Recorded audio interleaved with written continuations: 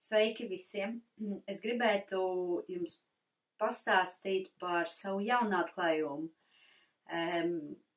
Vienu dienu, tas bija apmēram 4 mēneši atpakaļ, es atnācu uz šo salonu, lai uzliktu gēlu nagus. Tad es iepazinos ar salonu saimnieci Binu. Kā jūs zināt, gēla nagu uzlikšanas ir 2 stundas garš, un pa to laiku, protams, negribas sēdēt klusumā un tur runājies. Es ar Binu sāku runāt par to, ko viņa piedāvā savā salonā, un tad viņa ieminēs par hidžami. Priekš manis tas bija tukšs skaņa, es nezināju, kas tas ir. Viņa man ieteica iet YouTube, iet Google, paskatīties, kas ir hidžami. Es tā arī izdarīju.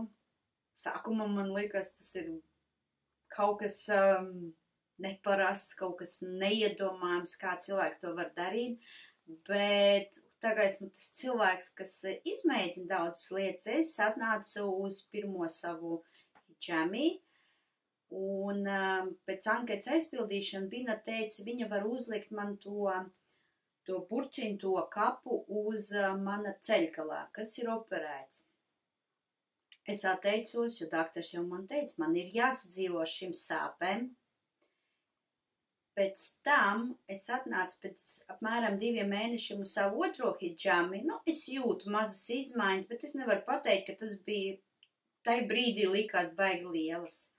Es atnācu uz otru hidžami, un Bina man teica, šoreiz es gan tev uzlikšu uz ceļgalu.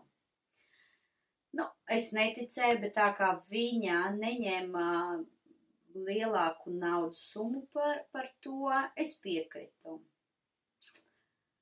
Ejot dienas gaitā, es pamanīju, ka es varu pietupties un piecelties bez palīdzības. Man nevajadzēja vairs stutēties, lai kaut kā tur pieceltos vai nolaistos.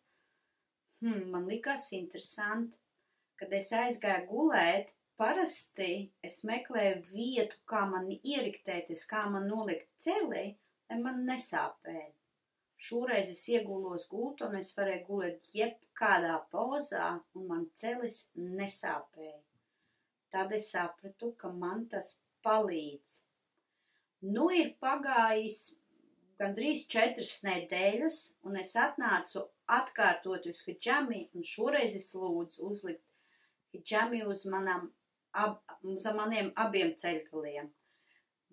Šobrīd es jūtos ļoti labi, un es ceru, ka turpmāk es jūtīšos vēl labāk, un ja man būs tik ekstra izmaiņas, kā es šobrīd jūtu, es noteikti taisīšu vēl video un ļaušu jums arī redzēt manas izmaiņas.